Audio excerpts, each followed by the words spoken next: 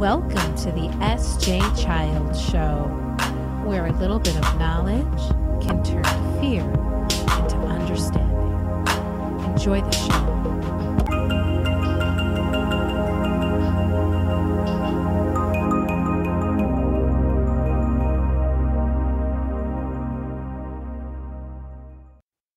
Hi, and thanks for joining the S.J. Child Show today.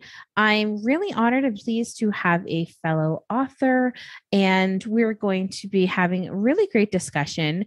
The messages and intentions we put in front of children, adults, it has so much power, and we're trying to make the change and be the change in the world. And this is such a great place and medium to do that. So please welcome Rochelle Melander. And I'm so happy to have you here today. Thanks for being a part of the show. Thanks for having me. It's really great to be able to, kind of see where your ideas came from and find out about your journey. So tell us a little bit about yourself and introduce yourself and what you're doing here today. So I've been a writer since second grade. And you went into my first career in a helping profession, and it wasn't the right helping profession. So I ended up getting retrained as a coach, where I felt like I could work with a lot of nonprofit leaders and various folks. And as I started working as a life coach, a lot of people, and I was writing books, people started asking me, well, how do you do that? And as I started then working as a book coach, I came across more and more people that were struggling to do the thing that writers have to do, which is to focus, to just sit down, overcome distractions and write. And so they had this burning desire to create something, but they were really struggling. So, and the other part of my job is that because I write some books for children, I've been teaching writing at schools and in libraries since 2005, 2006. Wow. And so I have noticed over the years, as technology has grown and as the stress levels of children has grown, that the ability to pay attention and focus has really decreased, both with adults and kids. And so during the pandemic, my pandemic project was to get certified as an ADHD coach. Wonderful. So I did my training and really learned a lot. I do not have ADHD, but I have a daughter who has some attention issues and a son who's on the spectrum. And I work so much with people who struggle. And I've noticed in the last year that my ability to consistently pay attention has decreased as I read more online. Yeah. And that's a thing.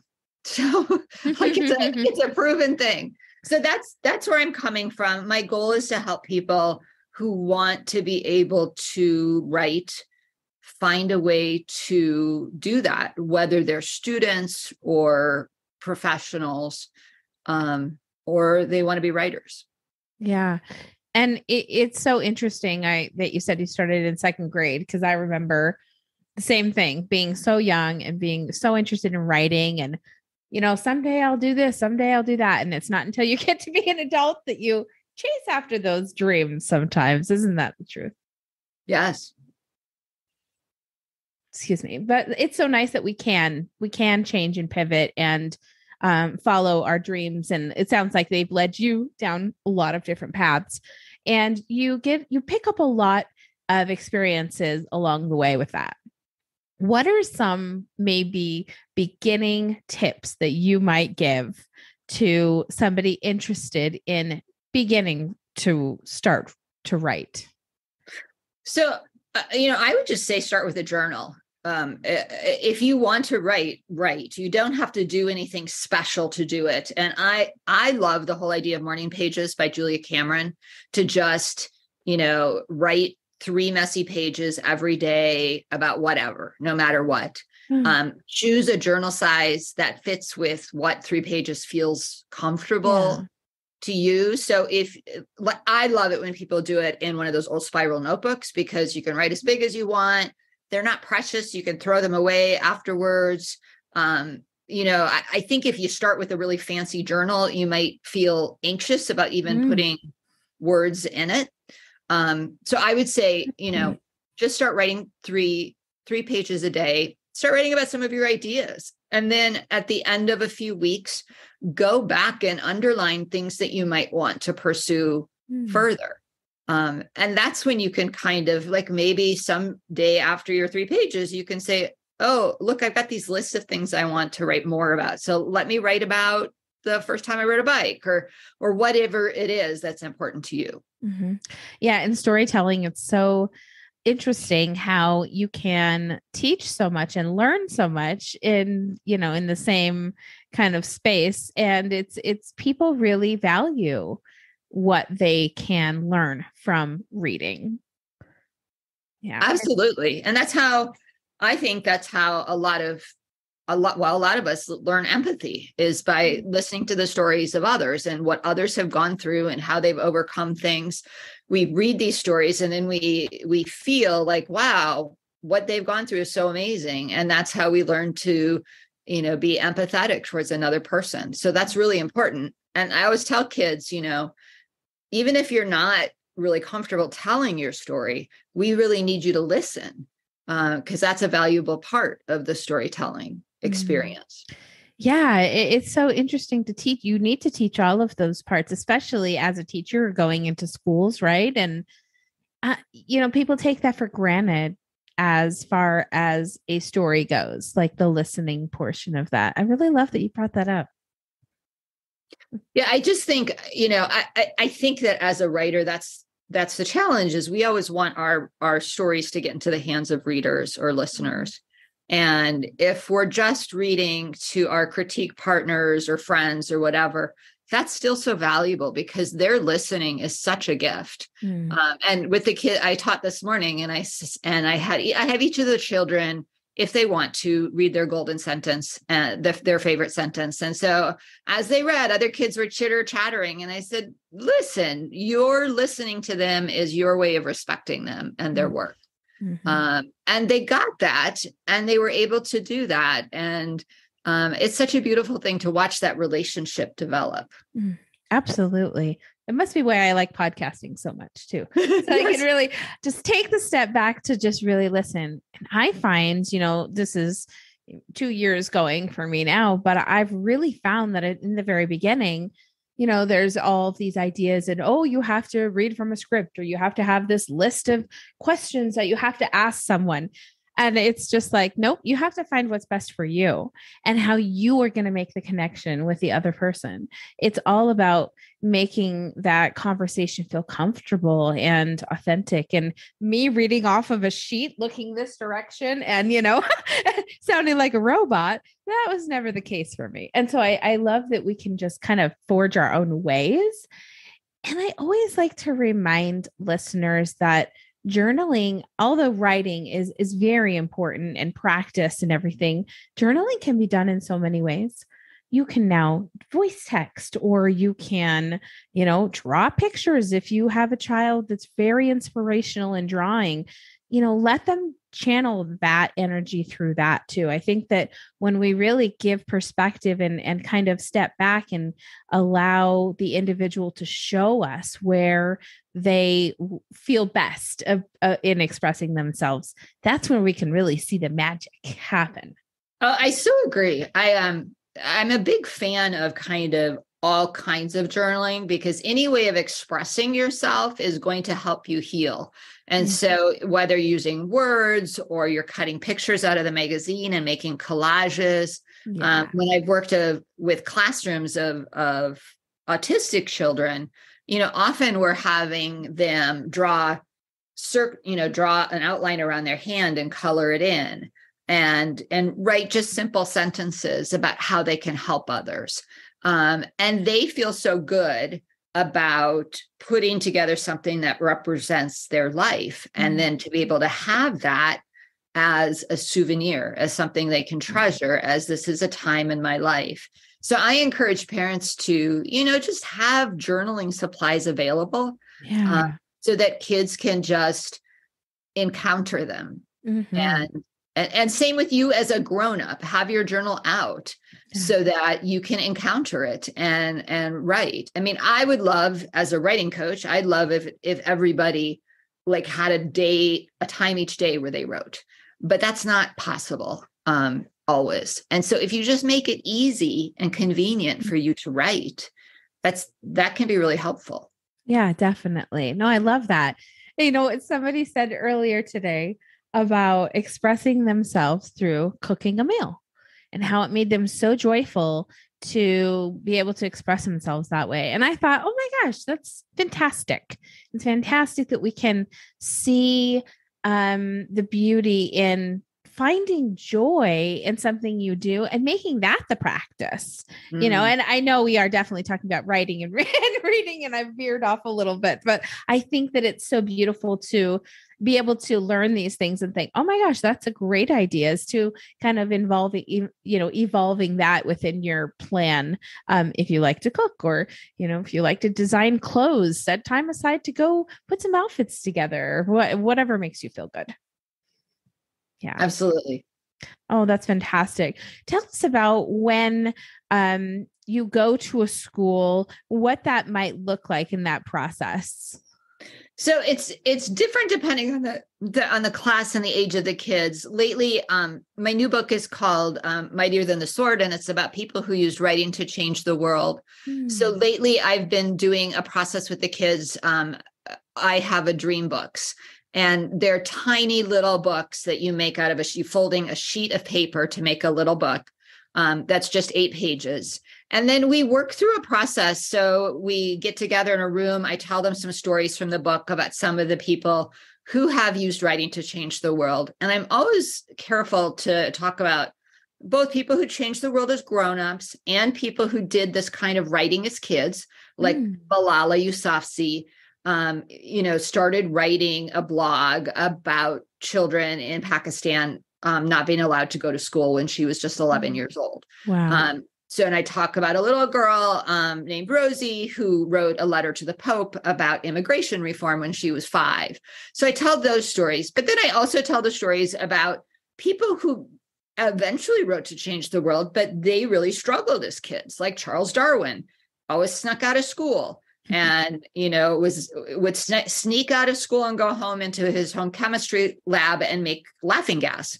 So there are lots of kids who really had difficulty writing when they were younger and then grew up to write. So I tell those stories and then we talk about, well, what are you concerned about? What, if you could change anything in the world, what would it be? And what's interesting is the list is usually pretty long and very deep. These are kids who are concerned about climate change and racism and child abuse and all the different things that are scary to them, that they see in the news. And so then we take that list and talk about, like, well, how can we narrow this down to things that you could actually do something about? So if they're concerned about racism, we talk about, well, how can you be more welcoming to people of other races in your life? If they're talking about, a lot of them are concerned with all the anger in the world. So we talked about, how to be calm or how to be kind. So once they get their topic, then they write 6 ways to be kind, 6 ways to be calm. And once they have their project written, and it's usually a 2-week process. So I come 1 week, we come up with the ideas, we write their rough drafts. And the next week I come, they make their books and they write them. They write down what they've written before and they illustrate them. And the children really learn a lot about kind of what it's like to take a project from idea to a finished product. And then how to have some grit during that process, because it's hard. The pictures don't always turn out like they want. Maybe they misspell a word. As a teacher, I am not big on giving them a new sheet of paper every time they make a mistake. I'm like, let's work with it. Today we were writing poems about animals. And one person had colored her owl and did not like the eye. And I was like, well, what can you do to make it something you like? Like, what could you add to it? This is your art. how can you make that eye stand out? And so she found a way. And I love that, because that grit is something that all kids need to do, figuring out how to get past that difficult thing. So, and then at the very end, we do the thing I talked about a little earlier, which is we have any student who wants to read either a page of their book or a sentence. I call it the golden sentence. It's something that they really feel proud of. Yeah. And then the children who are shy and don't want to read it, they get to be listeners. And everybody clicks their fingers like you do in a poetry slam. I love it. To honor their co-authors. That's so powerful for kids. For my own personal experience with that, this book behind me just happens to be the book my daughter illustrated at the age of 8. And we published during the process of me publishing some of my books. And it was so exciting to include her in that journey. And like you said, they really see the struggles and understand the grit of what it's like to have to make edits, to have to reformat, to have to do all of the things that are the real life of writing and wanting to put your book out into the world. But the empowerment and the excitement, now she's preteen, so it's a little bit like, hush, hush, don't tell anyone I did that. But to me and for her, and maybe in the future, if she decides to have kids or whatnot, generations, that's so amazing. And what a beautiful gift to be able to have in our family. Yes. Oh, yeah. That's awesome. I love it. And I love that she was, so at the time, so proud of herself and so enthusiastic to work on something like that. It's been really exciting to see the times where the kids want to be involved in the work that, my husband and I do in different ways. It's really fun to include them and see that we're making a difference in a positive way. Oh, that's awesome. I love stories like that. Yeah, definitely. What's up next for you? What are you doing next? Do you have anything coming up or work you're going to be doing next? So I'm working on another book for kids, kind of like Mightier Than the Sword, that's going to help young people kind of reflect on their own lives and be advocates for themselves. Because one of the things I've noticed through my teaching is that when young people are asked to write about what they need, or write about how they can be calm in an angry moment, they're advocating for themselves and they're developing their own power and self-efficacy. So I really want to get that out and in the hands of kids, because I believe our kids are in a little bit of a challenging place right now. And writing a novel and for young people. So hopefully that will be out in a few years. Oh, I'd love to check back in with me when that does come out, and we Thank you. Absolutely talk about that again. It's so neat to see the progress that we make through the writing process, through just growing and learning more about our communities and what we can help provide for them. Where can we go to find you? Give us all your good social media, websites, things like that. So my website is rightnowcoach.com, WRITE nowcoach.com. And my Twitter and Instagram handles are both at rightnowcoach. So I'm easy to find. And from there, there's links to my children's website, and the work I do with kids is also on my Right Now Coach website. So it's an easy to find me. I do a lot of coaching groups and support for people who want to write books. So if that's you, I may be someone that you want to talk to. I love that. And before we go, tell us maybe one or two tips for our ADHD listeners and people with children for helping to better focus overall. What are some general tips you might give? I think one thing is just to have some distraction-free time every week for either creating or reading. So just some time when the telephone and the television and the iPad and the video games and all that stuff is turned off, where you go into the woods. One thing we know from research is that the only way to really restore our attention is to go for a walk in nature. And so they did this test with young kids, so they'd take a test, they'd lose their focus, they take them on a walk through nature, they take them on a walk through the city, come back, give them a test, see how they did. The kids who took the walk through nature did much better. So having a little bit of that time, and then borrowing that idea for when you have to do deep work. So spending when you have to do deep work. So if you have to do homework, or you have to write something for work, or you have to focus on something, maybe, turn off your phone, turn off the internet, do some time without those distractions, just to give you a little bit of a benefit. Another thing that can help is to fun frame that time. And some people call it temptation bundling.